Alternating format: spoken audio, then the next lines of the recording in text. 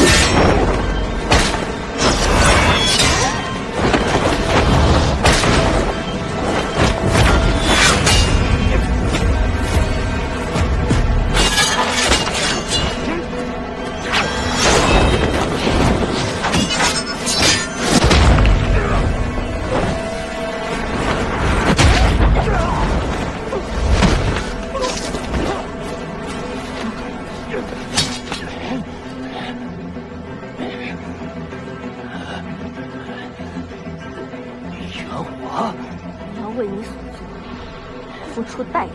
我命由我不由天。少废话！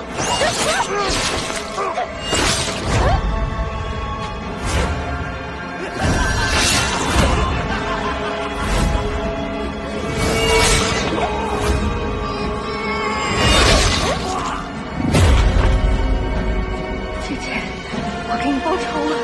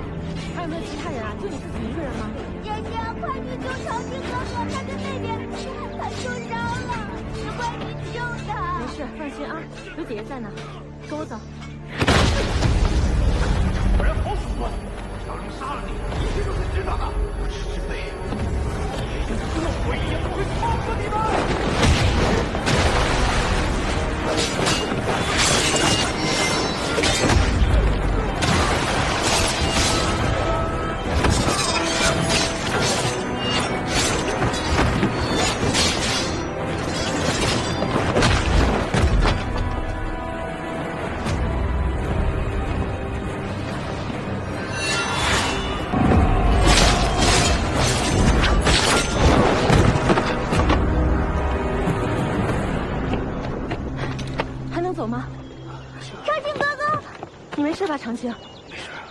快走。就这儿了。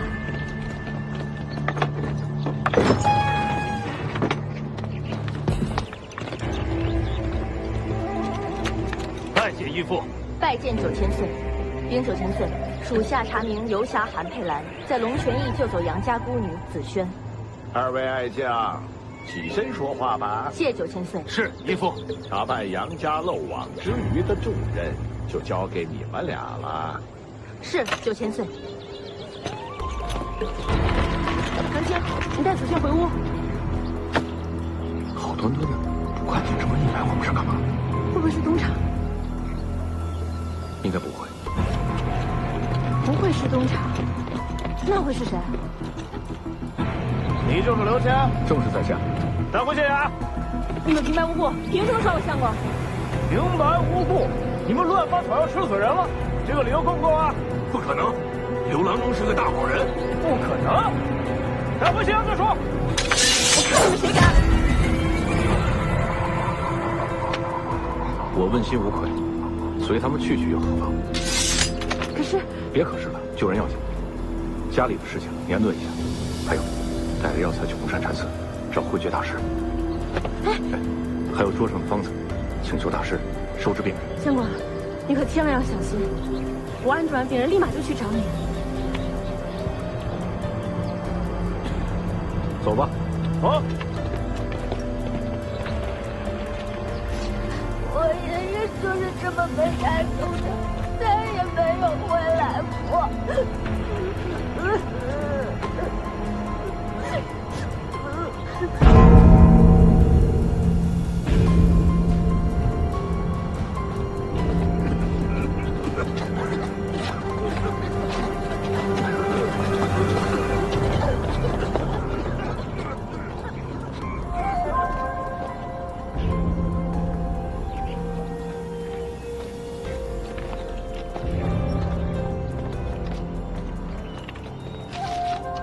大师，这次疫情来势汹汹，那就麻烦各位师傅，子轩和各位村民，就麻烦大家了。阿弥陀佛，刘施主乐善好施，救济乡邻，功德无量，佛祖定会护他周全。阿弥陀佛，那就谢大师吉言了。子轩，你留下来照顾各位师傅。顺便查一查，这些村民里是不是有可疑之人？你们放心去吧，我会在这里等你们的。你一定要保护好自己啊！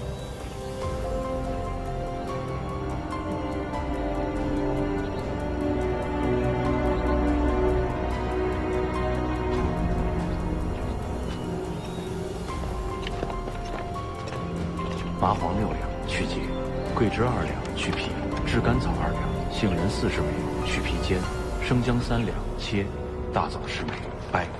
谦哥说过，只要你按时吃药，定时针灸，再过7日，你嗓子也就该好了。升堂。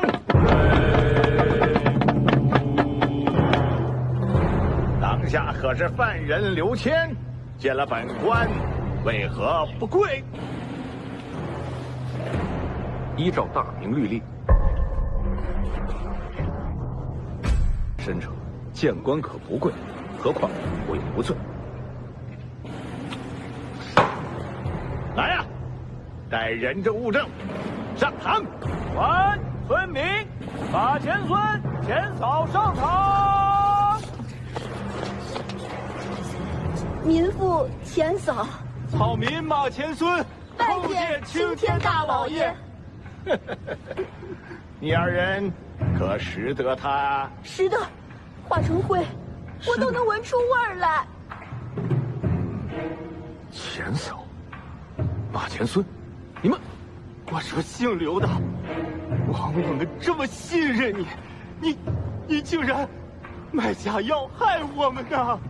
我什么时候卖假药了？好你个刘钱老儿啊！我们信任你，到医馆去拿药，没想到我爹第二天就没了。绝无可能！所有药剂都是我亲身试验，方才开给乡亲们服用，乡亲们都可以作证。大家这不都好好的吗？休得狡辩，有毒无毒，我自有主张。大人，您可一定要为我爹做主啊！对呀，大人，杀了刘谦，为我老丈人偿命啊！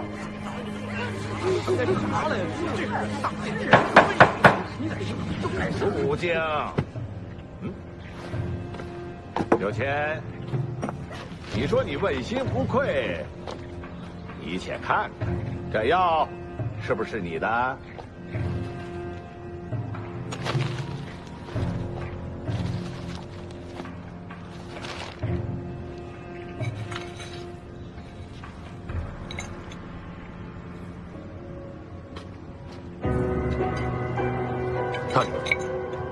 这药包是我们医馆的，可是这药渣它根本……这药是钱嫂家剩下的，现在人证物证俱在，别想抵赖不成。大人，仅凭钱嫂夫妇一面之词就断定我是下毒之人，是否是有些儿戏了？我要亲自来人，把刘谦押入死牢，待我上报9000罪，奏明圣上，择日问斩。你个混官，你是非不分，你个混官！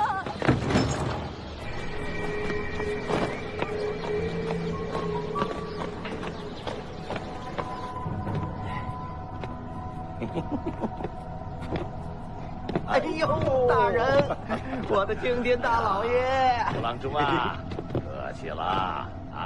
大人请放心，只要这次刘谦栽了，这场瘟疫就过不去。大人的好处，小的我协助奉上。哎，吴郎中，此言差矣。哦，哪里有瘟疫，都是些普通的伤寒。对，伤寒。不过红山禅寺还在收治病人，大人何不……那可不行。红山禅寺乃太子爷建的，要想动他们，必须9000岁出面才行啊。哦，原来如此啊。不过呢，你放心，我已经派人呢去请示9000岁了。9000岁只要下令，我即刻派人处理。那小的就恭候大人佳音了啊！看到没？那个同仁医馆的刘谦总是跟我们惠民医馆作对，现在被择日问斩了吧？我弟的肺痨就是他治好的，可不能冤枉好人呐。刘大夫都治好多少人的病了？上次我哥哥生病说他治好，绕道不请示刑部仓促定罪，这个新来的柴大人肯定有问题。今晚咱们去查看一下大牢的地形，早做应对。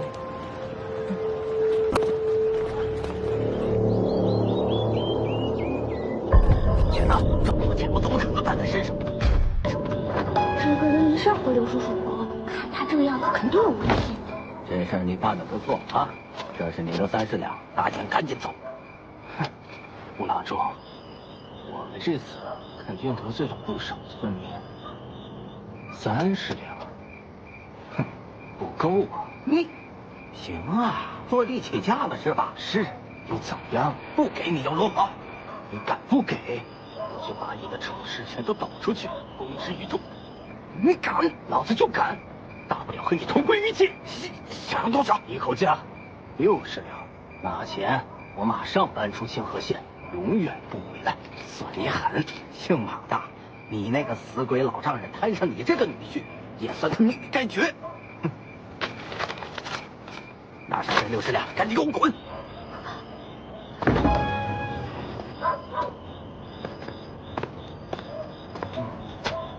谢了啊！真是个小人，等我办完正事再来收拾。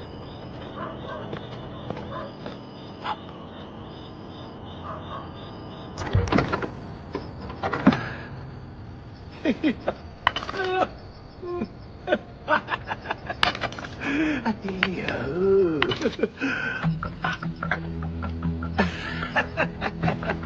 哎呀！哎呦！来了呀，宝贝！好快呀！哎，等会儿你就知道老爷我到底有多坏了。来，哎呦，过来，宝贝儿。哎，你说，咱们这小地方日子也太闷了，除了蚊子、知了什么的，喘气儿的都没有。你可别说。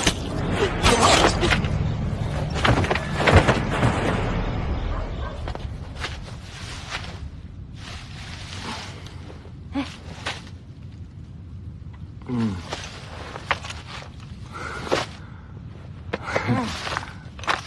娘子，相公，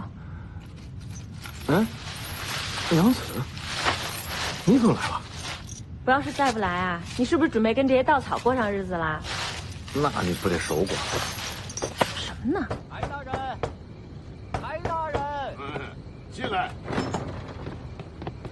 哎呀，柴大人，吴郎中，哎呀，我有要事相商，不得已深夜打扰大人，哎呀，还望见谅啊！说哪里话呀？来，请坐，请坐。哎，大人，木南星深夜探访县衙，必有蹊跷。这是300两银票。哦，哎，这是干嘛呀？来日安排个人进去，照顾一下这个刘郎中。哦，吴郎中跟着刘谦，竟到了如此田地。哎，大人言重了，我只是安排个熟人进去，照顾一下我这个同行。看不出吴郎中还是个大善人呐。本官允了。哎呦，谢谢大人。不知道谦哥怎么样了？不行，我现在走了，不就坐实我是下毒之人了吗？倒是有理都说不清了。说清什么？这件事情如果捅上去了的话，魏忠贤那个老狗还不借机斩草除根？娘子，你听我说，柴大人与我不曾相识，现在他也不知道我跟恩师这层关系。我现在暂且是安全的，只是我在想，这次构陷我的，会不会另有其人？你是说？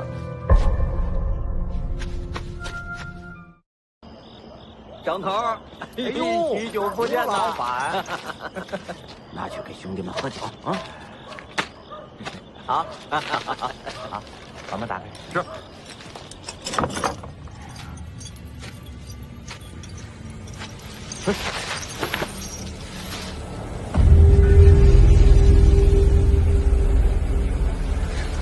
陈皮，你想干嘛？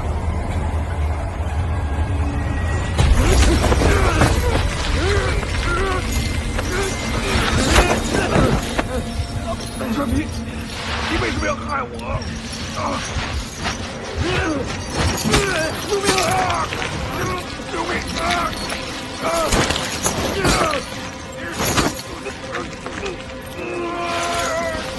长青救我！长青！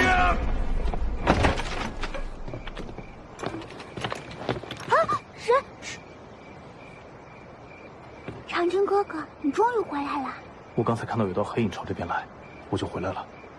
既然你没事，我就放心了。长青哥哥，你的嗓子终于好啦。嗯。哎，你怎么回来了？今天回来拿药材，然后迷路了。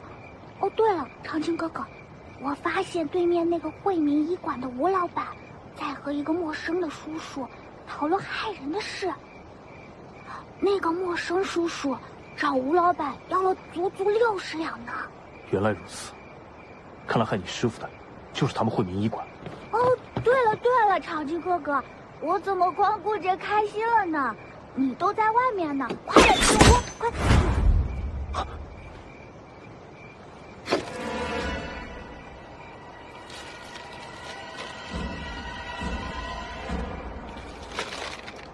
子轩，我继续就会。好的。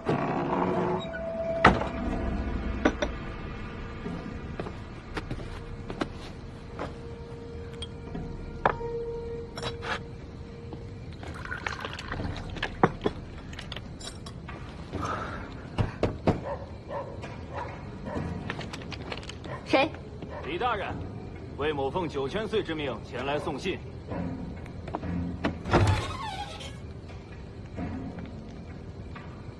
魏大人，打扰大人了。千岁命李大人明日率部前往红山禅寺待命。为何又要走山路？魏某不知，先行告退了。魏大人慢走。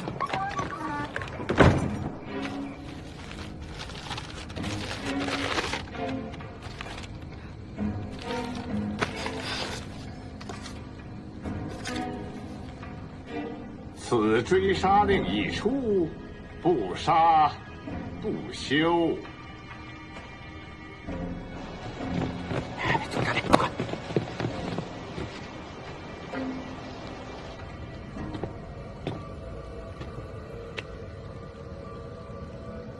繁华不过是过眼云烟，唯吾心安处，方为永远。啊，这个你带上。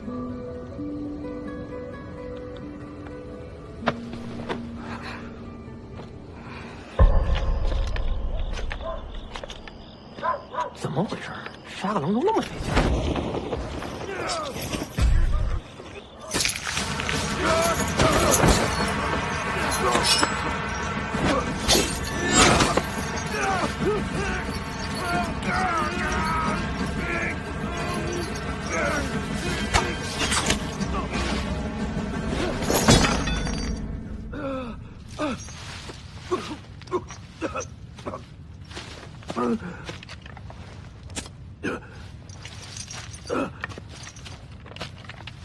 千哥，怎么样了？我没事的，怎么是你？我查吴南星不太放，我担心，就跟长青换回来了。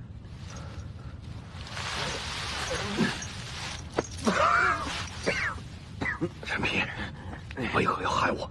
他们绑架了我的家人，我就只有这么一个儿子。他们是谁？他们是谁？他们蒙着面，我不识的。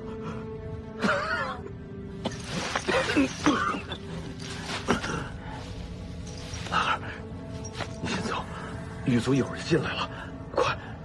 他们死了，我杀的。杀人了？就你们读书人晓得仁慈。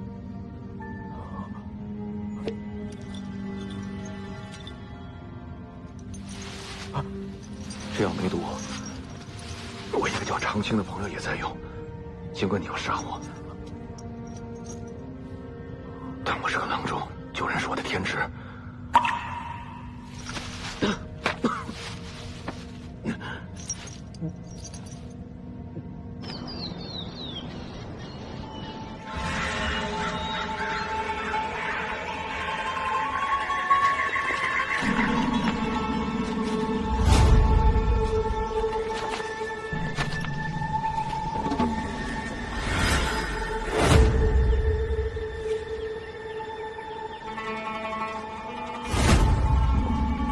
好俊俏的公子，不对呀，看着也不像个公子啊。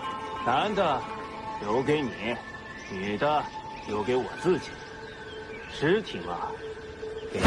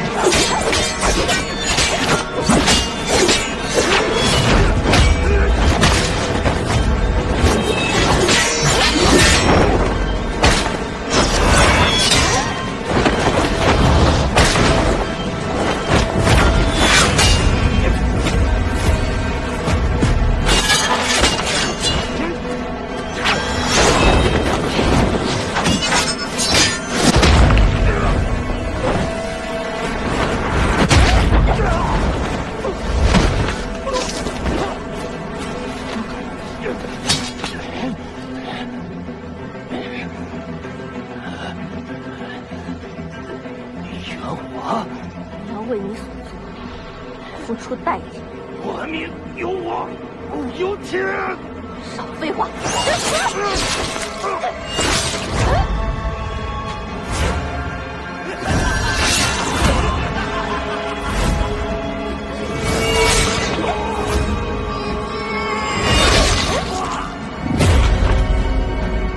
姐姐，我给你报仇了。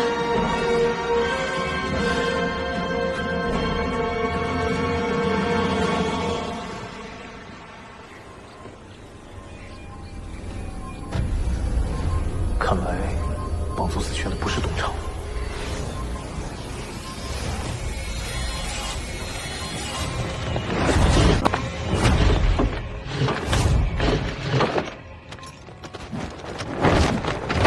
有东西，撤！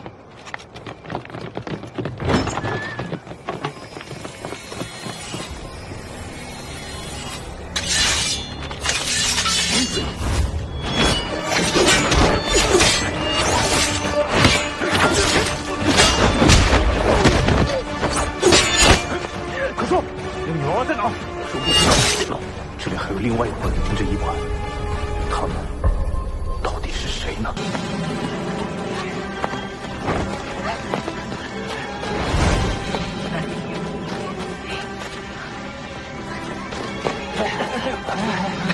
果然是医官跑出来小队，只能给他下药。小钱，这小孩太难抓了。小钱，你等家好吧，小心收好。看样子医官没跑出远，继续。是。龙泉寺快到了。远志啊，这队伍里有染疫了，你让军医多分点汤药给大家。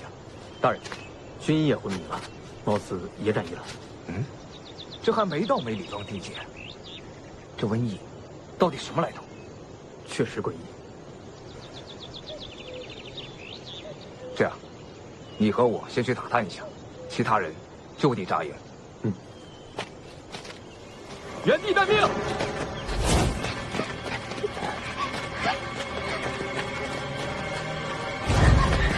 跟上。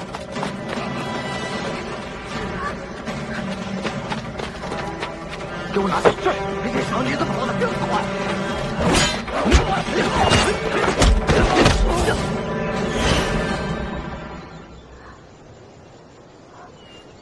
嗯，你醒了？好点没有？好多了，我就是太累了。我师父说过，这次的疫情传播之快十分怪异。你师父可有治疗瘟疫的良方？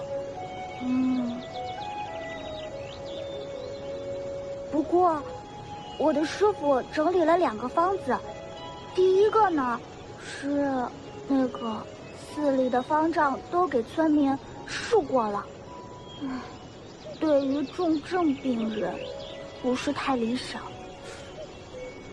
那第2个呢？第2个方子还在试药期呢，我师父就被官差诬陷投毒，被抓走了。大人，这刘大人还会医术啊？众人皆知，刘谦可是翰林出身，曾授业于杨涟大人，但其博学多才，尤好岐黄之术，信奉信条是不为良相，即为良医啊！大人，那我们怎么办？此番进村是为了防疫，总不能带着病人进村吧？那要不试试第2个方子？我师父说，以大青龙汤为基础，再佐以景天、连翘和千金藤。那这些药材的名称、用量，你可曾都记得呀？元志，快去笔墨。去。跟上。哎，大姐，有没有见过一个这么高的姑娘？见过，好像在那边。好，谢谢。好，这边。长青哥哥，子轩，长青见过王大人、赵大人。许将军免礼了。听薛儿说，你的雅疾是彻底治好了。托王大人的福，前些日子刚好。许就的话，我们日后再说。这医馆现在尚存的药材还有几盒呀？谦哥入狱前已将大部分的药材送往红山禅寺了，眼前所剩不过10之23。长青，这儿你熟，烦请找一下村长李正，让他们组织安排一下周边的医馆、药店的掌柜，都到我这儿来。好，我这就去办。这次啊，还是多亏了轩儿聪慧，记住了刘谦大人的一些药方，所以啊，我们的大队才得以控制住瘟疫。谦哥说过，以后医馆交给子轩打理，他很放心。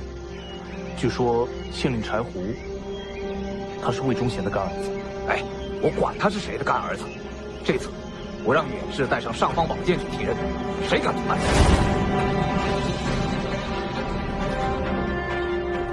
好久不见，赵远志赵大人。是有些日子不见了，刘大学士。啊不，刘神医，愣着干嘛？还不赶快开门！是，大人。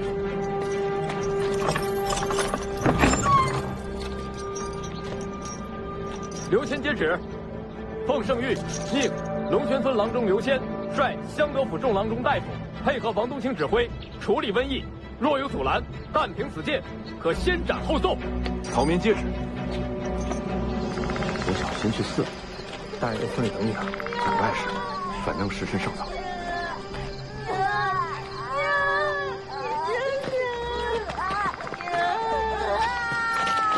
娃子，快起来，让叔叔看看。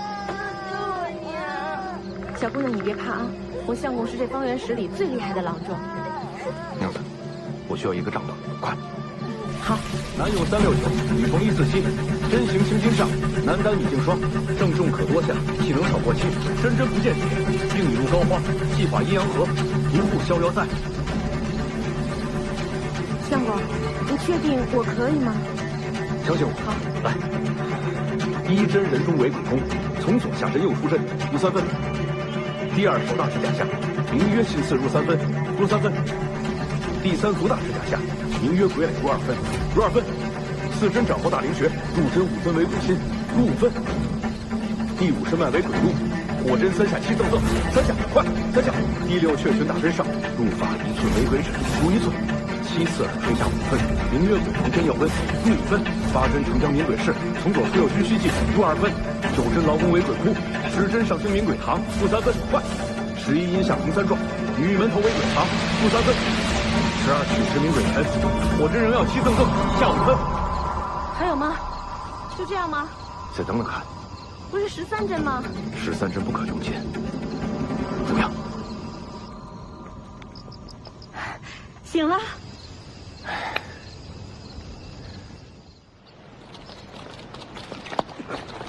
后面的跟上！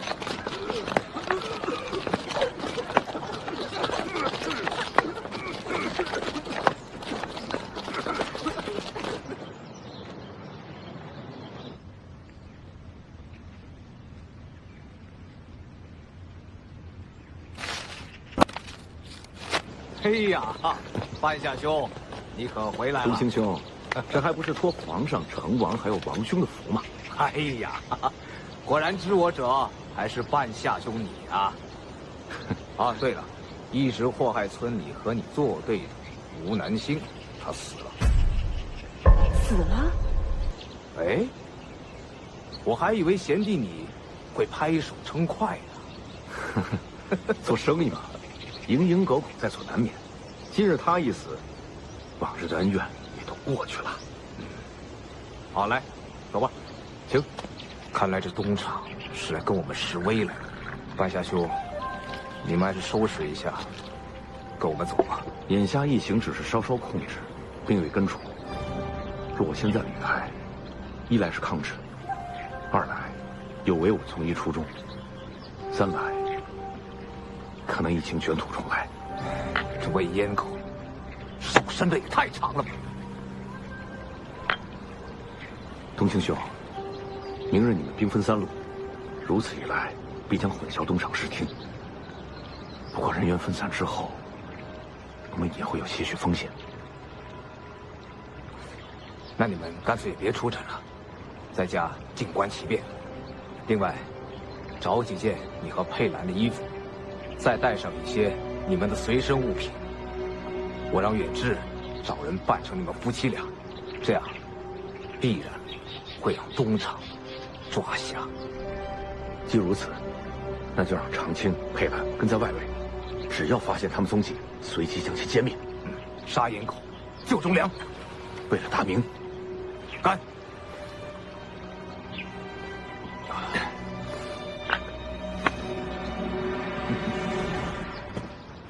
请问这里是刘郎中的医馆吗？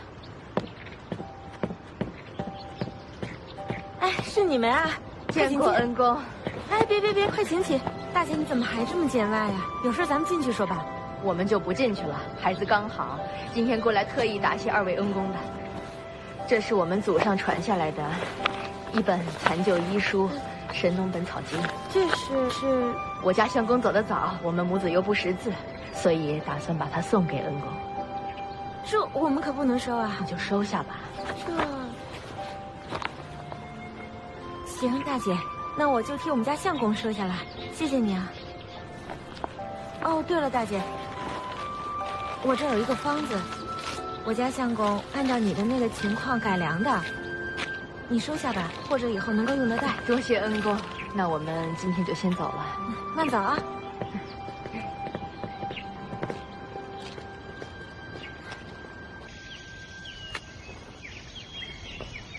哎，师傅，这朵花好看。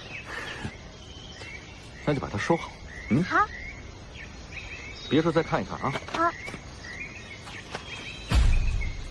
啊，师傅。啊？你看他是不是受伤了？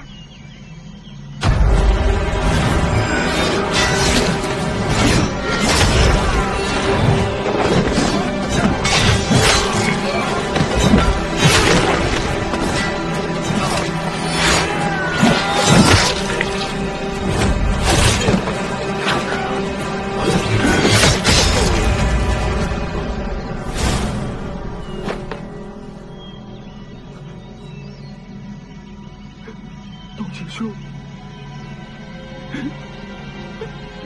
是我害了你。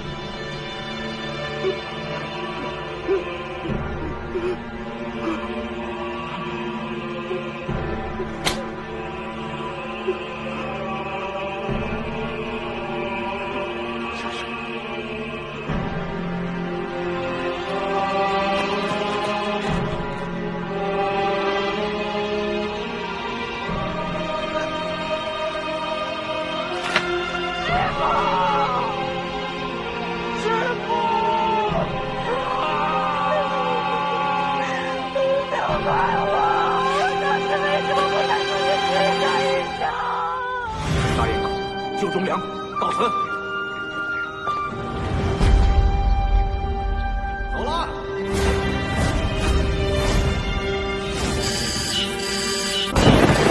按照大人指示，如今大人已经是环境烧造，可以再找一根丝。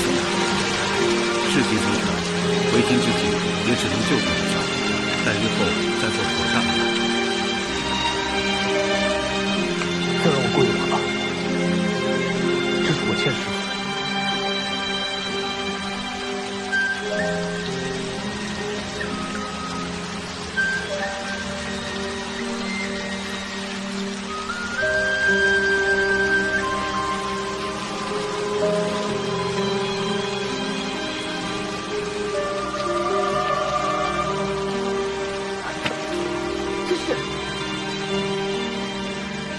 没错，这是你的师妹，也是我的未婚妻李元华的剑穗，和我的是一对。他和我就是王冬青一手提拔起来的，他怎么下得去手？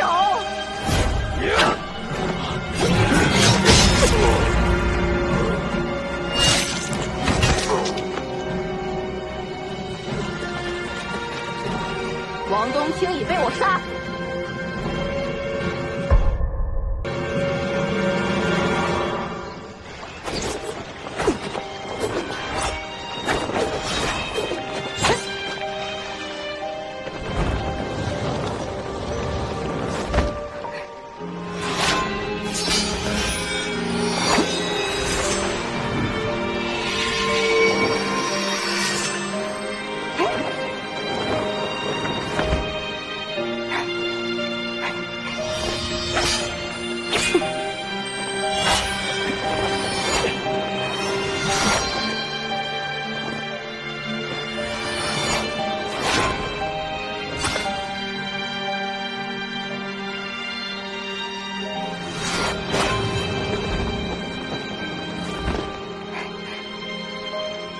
繁华皆是过眼云烟，无心安处，方为永远。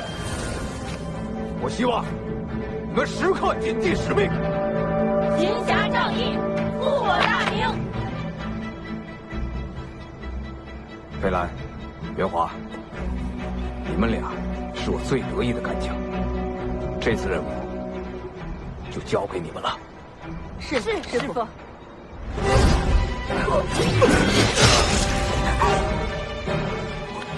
完成任务，我大命。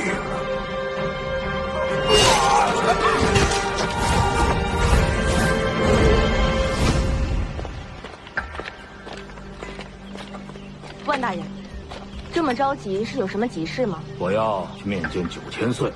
李大人，杀王冬青固然是奇功一件，倘若对9000岁存有二心的话，你知道会是什么下场？谢万大人提醒。那好，那我们就3日之后见分晓吧。万大人慢走。豆豆，您这么刺激李大人，就不怕他反了吗？我就是要逼他反，不然的话，这个小娘们儿早晚得骑在咱们头上。9千岁，卑职以为为怀玉赐事有蹊跷，有话直说。卑职觉得以魏怀大人的身手，能胜他者寥寥无几。另外还有李元华做侧翼，除非怎么样啊？别吞吞吐吐的。除非李元华对9千岁存有二心，有意而为之。所以我想，你想怎么样啊？我想借这次抓子轩的同时，把李元华还有那个庸医刘谦一同杀了。哎，别老是打打杀杀的嘛。哎，我不是赐你尚方宝剑，允许你先斩后奏了吗？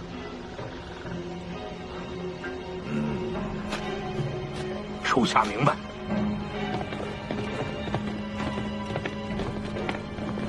千户大人，万大人说了，他来之前请不要出门。他怎么来了？当然是奉9千岁的旨意来看望你这个功臣了。大人，见过督主，督主言重了，这是我等分内事。传9千岁的口谕，限你3日之内缉拿叛贼，带回子轩和帐篷。如有阻拦，格杀勿论。是。对了，元清真人正在给千岁大人炼制长生丹，需要5对童男童女的精血做药引子。9千岁说了，正好我们就在此村子里抓些童男童女，以此来要挟他们的父母。我就不信这些逆贼还不现身。万一他们跑了呢？他们可都是叛贼。李大人，你可知朝堂之上那些穷酸腐儒为何总是斗不过千岁大人吗？为何？你可知朝堂之上那些穷酸腐儒为何总是斗不过千岁大人吗？为何？就是因为他们牵挂的太多，成不了事。本官就等你3日之后再见齐公。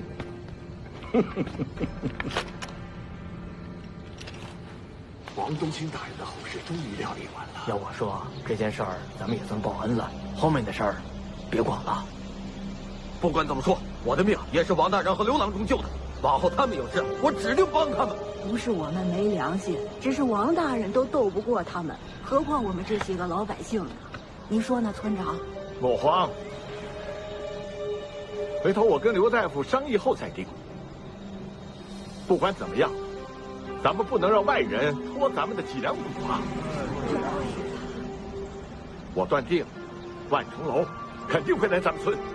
那村长，你说咱这么多人，这怎么办呢？是啊，是怎么办呢？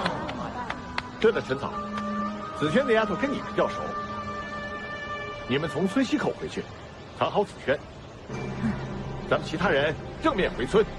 村长，这事就交给我了。哎，村长，那你呢？我自有安排。啊，好，那走吧，走走走。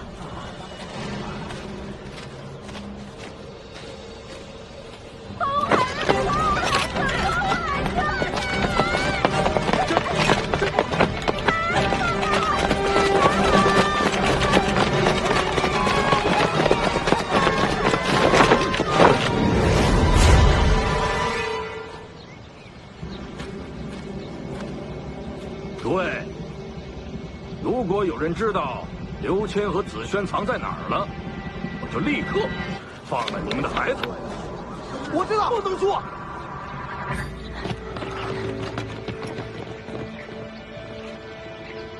你们怎么又回来了？让大家伙替我恕罪，我刘谦不能这么做。村长，子轩呢？他怎么样了？他和陈嫂在地窖里躲着呢。这都是东厂干的，不全是，我们大家伙也都砸了。老村，你还是个人吗你？你是人吗？不说孩子就没了，我要救我的孩子，你说了他们就能回来吗？不能说是吧？上！你们要干什么？放开我！老人家，你过来。别怕，老人家，只要你告诉我刘谦和紫萱藏哪儿了，我会立刻放了你的孩子。当然，其他人家的孩子嘛，也一并放过，如何？大人，那个紫萱，做人做狗，你可要想清楚！老东西，你可不要考验我的耐心，宁死也不做畜生！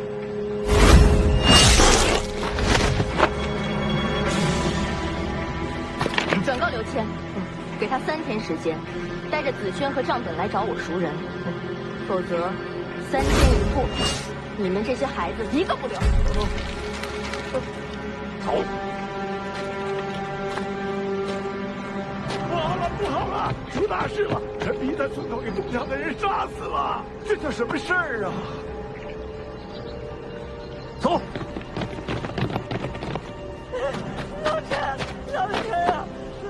老陈，老陈，你怎么这么傻呀？陈皮就是为了保护刘谦和紫萱才被杀的，都怪那个姓刘的，要不是他，我们的孩子也不会被抢走，陈皮也不会死。大家伙随我，把他绑了！绑！那个姓刘的来了，大家跟我走，把他绑了！大伙儿听我说。你们忘了是谁救了你们的命吗？就你知道做好人，我们的孩子被抢了。对啊，我们一个个家破人亡的，就你站着说话不腰疼。你这村长怎么向着外人呢？大家伙跟我一起把他绑了！绑了！不要！不好了，陈皮老婆晕倒了。大家听我说，人命关天，有什么事等我救完人再说。让开，让开！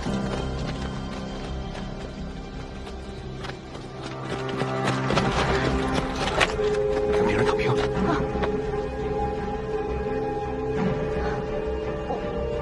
继续，下山观园，继续，贴图，快！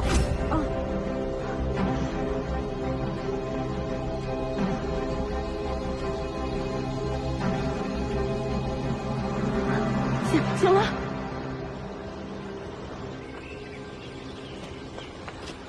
都过去了，希望这一次能够为民除害，以报冬青大人的知遇之恩。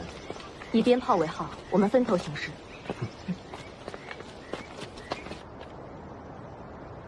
哎，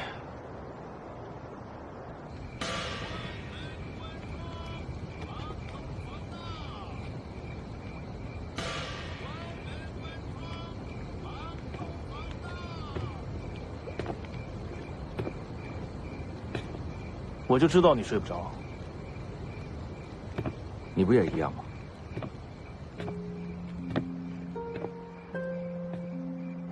最近一些时日，发生太多不可思议的事情了。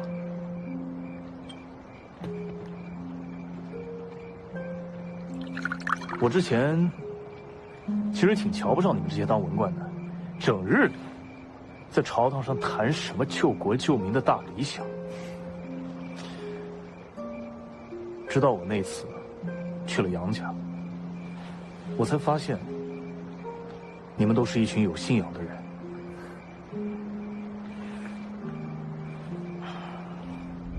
谦儿，你性格耿直，选择远离朝堂，行医治病，护一方百姓，也是莫大功德。为师既羡慕，也钦佩。就好像我们带兵打仗，驰骋沙场，都是为了守护大明的一草一木。我不否认，确实是有很多人跟你们最开始的印象一样，迂腐、刻板、欺上瞒下、鱼肉百姓，为的不过是得到一些特权、钱财和美色罢了。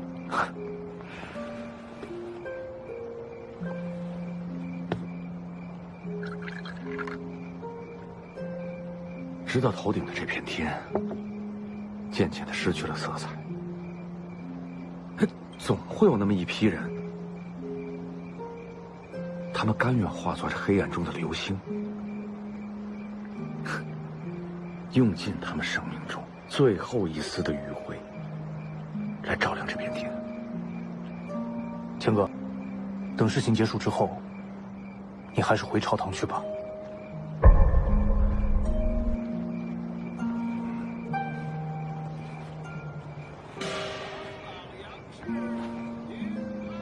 或许还有更适合我做的事吧。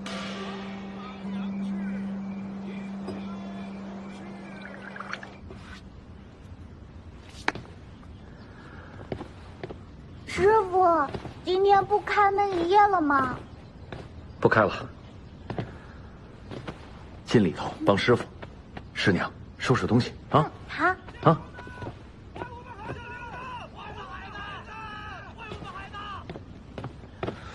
哎，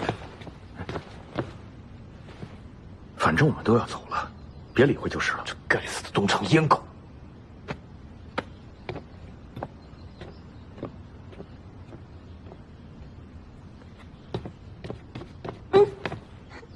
哼，你不是在里面收拾东西吗？买菜包扁食啊！什么？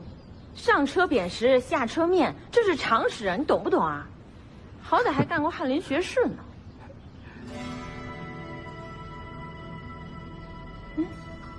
相公，啊，算了，哎，长青、子轩，咱们今天不走了，各有天命，包饺子去。走吧，包饺子喽！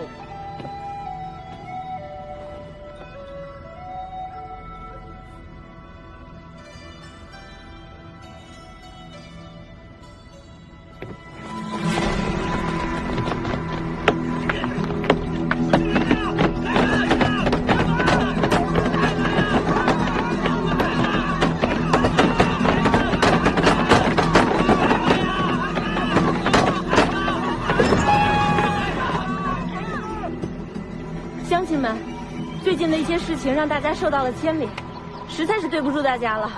少说这些没用的，你们去不去吧？我跟我相公商量过了，就算是我们去了，东厂和锦衣卫的人怕也是不会放过我们。为了你们的孩子能够平安回来，我们决定在医馆等着他们上门来抓。当然，如果你们不信，也可以在这里看着我们。但是东厂和锦衣卫的人素来狠毒，为了你们的安全着想，我希望大家今天能够散了。行，我再给你们2天时间。如果我们的孩子还没回来，我就砸了你的店，把你绑回去。大可不必，我相信东厂的眼线也会时刻盯着这里，我们也跑不了。大家伙就别在这儿杵着了，我跟大家保证，后天天黑之前，你们的孩子一定能够平安回来。能相信吗？刘大夫一家人应该不会骗我们的，我们相信他吧。大家都回吧，大家都散了吧，回吧，回吧。你走了，我回吧。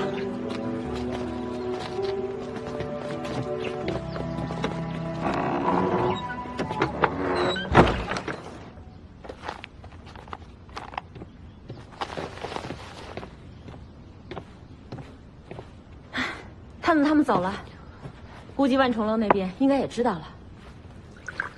马车在门口准备好了，村长会送咱们俩走。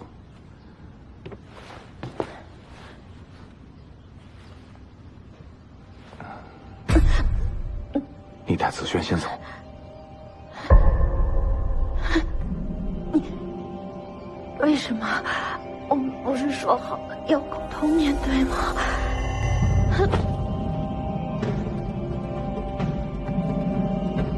我怎么舍得让你陪我去死啊？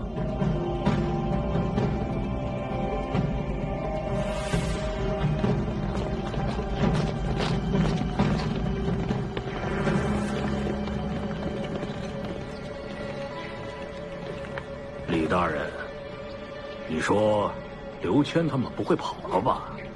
刘某在此恭候大人多时，请大人放了那些孩子。只要交出子轩和账本，孩子们好着呢。刘某死不足惜，也请大人信守承诺。孩子跟账本都在里头呢，请。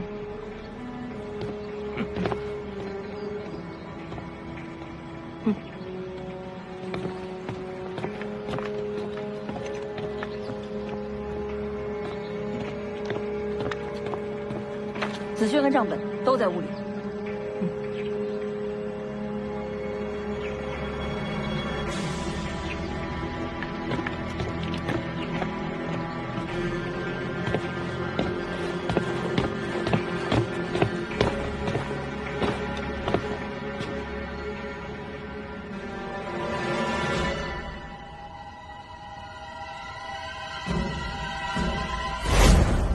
姓刘的，耍什么花样？出来！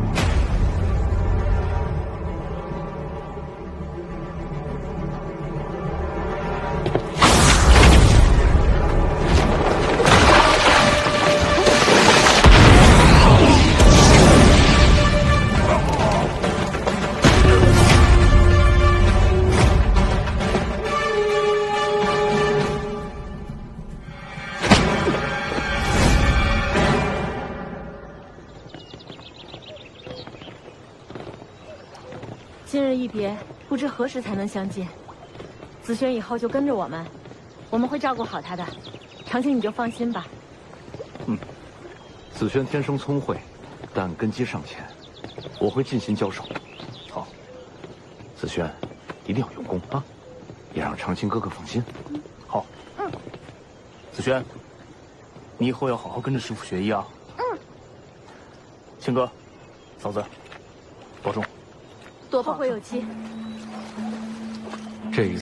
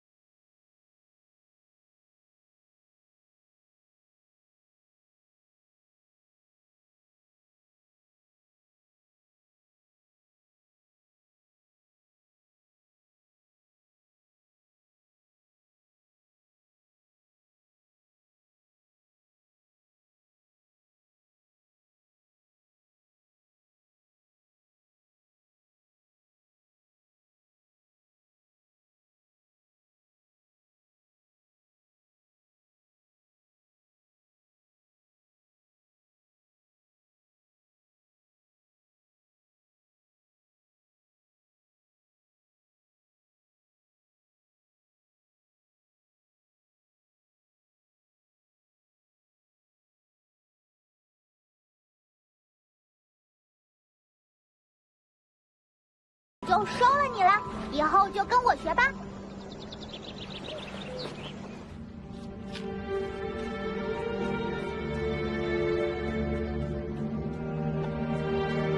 先举家迁往关外，万望亲王皆应之。